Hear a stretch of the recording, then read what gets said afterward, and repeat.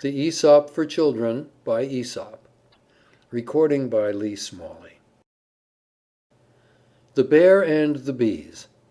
A bear roaming the woods in search of berries happened on a fallen tree in which a swarm of bees had stored their honey. The bear began to nose around the log very carefully to find out if the bees were at home.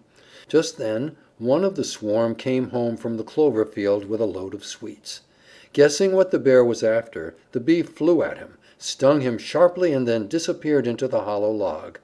The bear lost his temper in an instant and sprang upon the log tooth and claw to destroy the nest.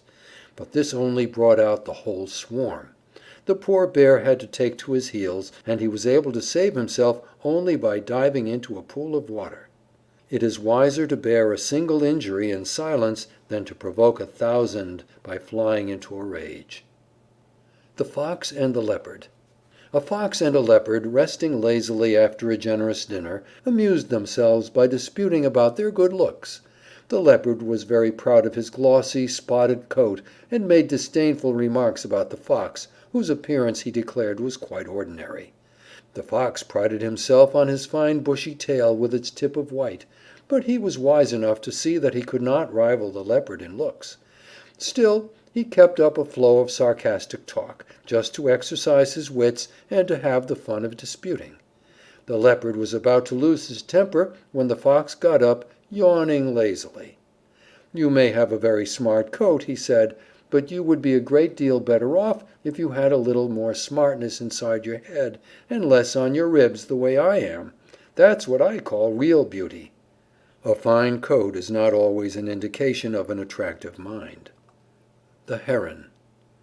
A heron walked sedately along the bank of a stream, his eyes on the clear water, and his long neck and pointed bill ready to snap up a likely morsel for his breakfast. The clear water swarmed with fish, but Master Heron was hard to please that morning. "No small fry for me," he said. "Such scanty fare is not fit for a heron." Now a fine young perch swam near. "No, indeed," said the heron. "I wouldn't even trouble to open my beak for anything like that." As the sun rose, the fish left the shallow water near the shore and swam below into the cool depths toward the middle. The heron saw no more fish, and very glad was he at last to breakfast on a tiny snail. Do not be too hard to suit, or you may have to be content with the worst, or with nothing at all. The Cock and the Fox. One bright evening, as the sun was sinking on a glorious world, a wise old cock flew into a tree to roost. Before he composed himself to rest, he flapped his wings 3 times and crowed loudly. But just as he was about to put his head under his wing, his beady eyes caught a flash of red and a glimpse of a long pointed nose, and there, just below him, stood Master Fox. "Have you heard the wonderful news?" cried the fox in a very joyful and excited manner. "What news?" asked the cock very calmly. But he had a queer, fluttery feeling inside him, for, you know, he was very much afraid of the fox. "Your family and mine and all other animals have agreed to forget their differences and live in peace and friendship from now on forever. Just think of it! I simply cannot wait to embrace you. Do come down, dear friend, and let us celebrate the joyful event." "How grand!" said the cock. "I certainly am delighted at the news."